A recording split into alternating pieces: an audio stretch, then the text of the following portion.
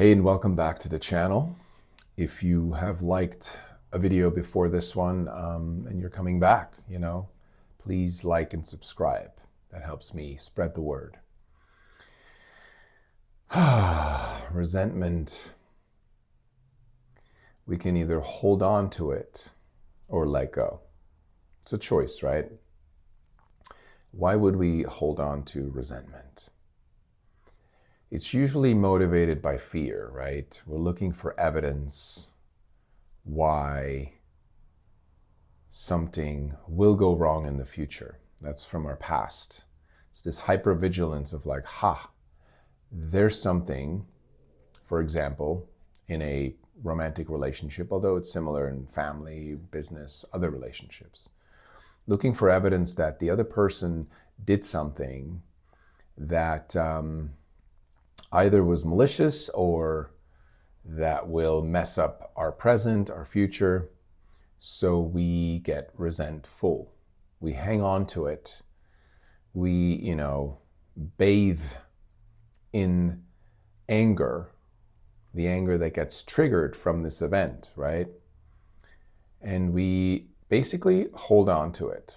It's a bit like, if you've never heard of this metaphor, how they catch monkeys in certain countries. They will create a cage, big enough, a wooden cage, wooden box, big enough for a banana to be inside, and then there'll be a hole that's just big enough for the monkey's little hand to go in to grab the banana. But because the banana is bigger than the hole, and the monkey, hangs on to the banana, won't let go of the banana, the hand can't come out, right? It would be easy to pull the hand back out if the monkey would just let go of the banana, but the monkey so wants the banana that it can't pull out the hand, and hence the monkey gets caught. So there's the metaphor of letting go of the banana. And that's letting go of this anger, this need to hang on to anger just so we get to be righteous about the other person having wronged us.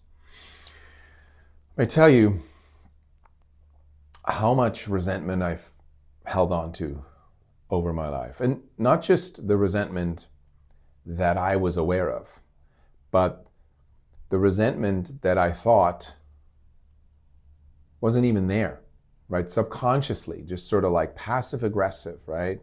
Or writing someone off, or thinking, yeah, they're wrong, I'm right. But it's very subtle, very subtle. It's not like the big resentments where somebody cuts us off in traffic, or somebody steals money, or cheats on us, right? Those are like the obvious, I'm going to hang on to that anger, that resentment for a while because I'm the victim here, right? And this is not to throw the baby out with the bathwater. There are times when we need to realize that we've been wronged, right? Something has happened to us that someone intentionally did to wrong us, and we have to stand up and say, that was wrong. I will not tolerate this. I will take legal action, or I will set a boundary, right? That's justified. That's standing up for yourself. I'm talking about the kind of resentment where something happens that we really could let go of it, right? And I'll give you an example. Recently, in my own relationship with my partner, there was a moment when we both got triggered around an issue. And I never go too much into detail because that's personal information, and I, protect that because it's confidential. It's between my partner and I. But I'm using the example of, could say, an argument, two people are triggered, it's heated, and at some point I wanted to remove myself from the heat and go make coffee. And I walked off, and it was a little bit like, fuck this. I'm walking out of the room, I'm making coffee, whatever, right? And in that moment I realized I could continue that, which would be an old pattern of avoidance, not staying in the heat, not taking responsibility for my part, not basically putting my heart first and investing in that moment to set things right, back to love, right? So I caught myself in that moment. I was on the way to the kitchen and I saw the old pattern play out, and I was like thinking to myself, yeah, I know how to do this. I can just do this. It's gonna just lead to the same results that I've had before, but I'm gonna disrupt it. You know, kind of like a rubber band on your wrist when you just like snap it to remind you. It was like a mental rubber band that I snapped, and I was like, okay, no, stop the pattern. Go back into the room, sit down next to your partner, and just simply say, hey, look, I don't want to create resentment. I stormed out of the room. I was trying to avoid the situation. It's my old pattern. I'm here. I know we're both still triggered and heated. We'll figure this out, but I love you, and I'm going to not react to these moments the way I have in the past because it's not let me anywhere good, right? And that shifted a lot. We still had to work through it, 2-3 more conversations. But my point here is that we have the opportunity in any given moment in life to disrupt the old pattern that so desperately wants to collect evidence so it can store resentment. But that's just like being unwilling to forgive someone. That's holding on to this weight. Often in metaphors, it's compared to as this poison, right? That you basically drink yourself hoping the other person's going to die. So we're essentially corroding from the inside by hanging on to resentment, right? Anger, righteousness. And I'm done with it. I'm done with it. And again, like I say this in many of my videos, that it's a declaration from the future. When I say resentment, I'm done with it. That doesn't mean that in this very moment, I will never, collect resentment or be in the process of collecting resentment or want to collect resentment or almost subconsciously, reactively start the process, right? We're human. That's going to take some time. I may never actually fully be done with it. But it takes a declaration from the future to be done with something. And then what happens, I believe, that God, source, universe sends us opportunities and support, ways to slowly dissolve our tendency to collect resentment and to hang on to that resentment like the monkey hangs on to the banana and be like, I'm not giving up my righteousness. Or I'm the victim here, or I'm not going to forgive you because you're wrong, or I know what you're doing. There's another one of those moments. I'm going to collect evidence, right?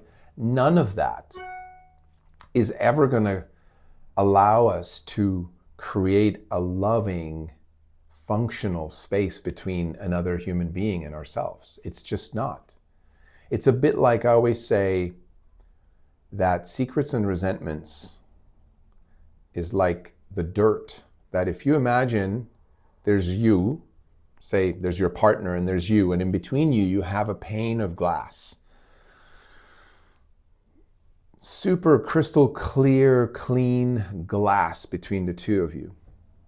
Secrets and resentments are like little specks of dust that each partner on the other side and on this side keeps, by collecting little evidence of little resentments here and there, suddenly the glass gets dirtier, and eventually you can't see each other. Hence, disconnect, lack of intimacy. You can't see each other, so therefore you can't really connect and understand each other and work, right? And so the work of letting go of resentments is cleaning up the glass on your side. It takes two, right? So it takes an understanding, aware, supportive partner on the other side to also clean up their side of the glass, to let go of resentments, to reveal secrets, to come clean. I'm working on a book, most likely it's going to be entitled Come Clean or Die Dirty. And this is about much of my life experience of hiding things, of lying, of cheating, of essentially, again, dirtying up the glass between me and my partner or partners in the past, right? With secrets and resentments and passive aggressiveness and emotional unavailability and unawareness and, right? It's an endless list of obviously skills that I'm acquiring, muscles that are getting stronger. I'm more emotionally available. I'm getting more aware. I'm getting, less reactive. I'm letting go of resentments quicker. I don't keep secrets. I'm a work in progress. And I'm here to say, like, letting go of resentments and being done with resentments, being done collecting resentments like collecting stamps, is a huge weight off your shoulders, off my shoulders, off my back. A huge weight. So join me if you'd like to be done with resentments. I promise you good results. Until next time, cheers.